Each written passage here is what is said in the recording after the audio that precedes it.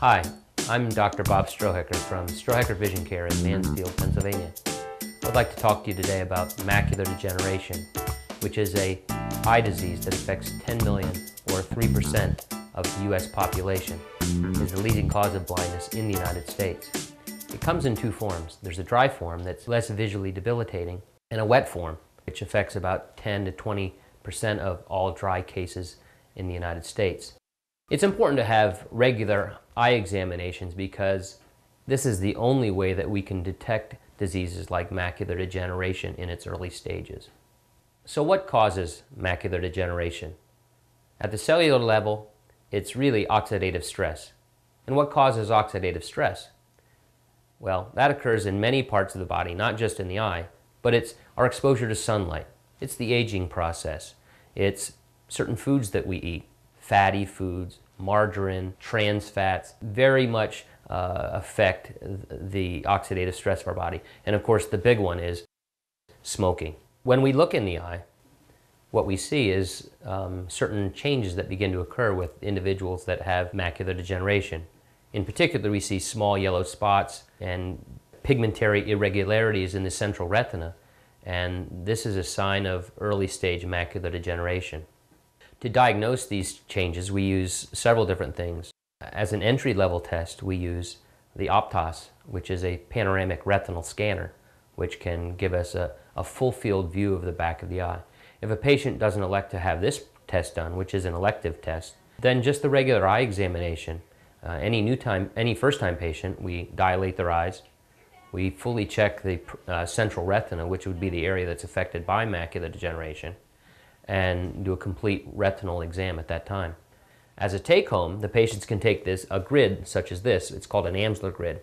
And it should, initially they may not notice any change or waviness of the card, but if the disease process progresses, they'll see waviness to the lines, or maybe whole lines missing, or areas on the card that are blotchy.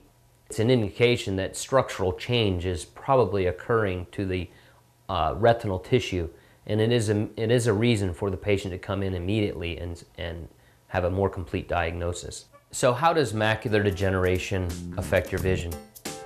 Well, we get buildup of waste products in the central retina of the eye, and we see those as small discrete bodies or particles in the retina. They're little whitish spots. And in this image, this would be a patient that probably has no vision effects at all, but then in the central retina, there's 3 small drusen in the back of the eye.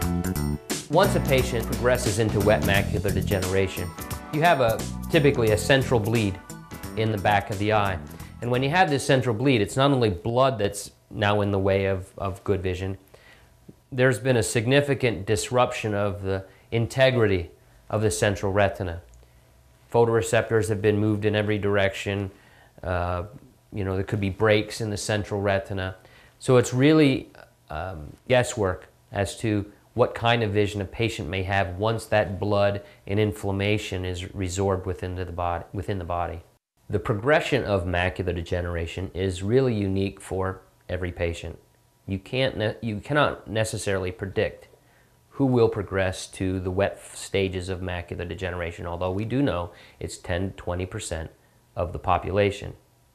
The individuals that follow up more regularly on their visits, take steps to reduce the oxidative stress in their body, and again are doing home monitoring, will typically have a much greater success with those that are non-compliant, just like any disease process in our body. In our office, our goal is to keep patients where they're at and/or improve, and we've had both. Most of our patients, in fact, don't progress into the wet form of macular degeneration.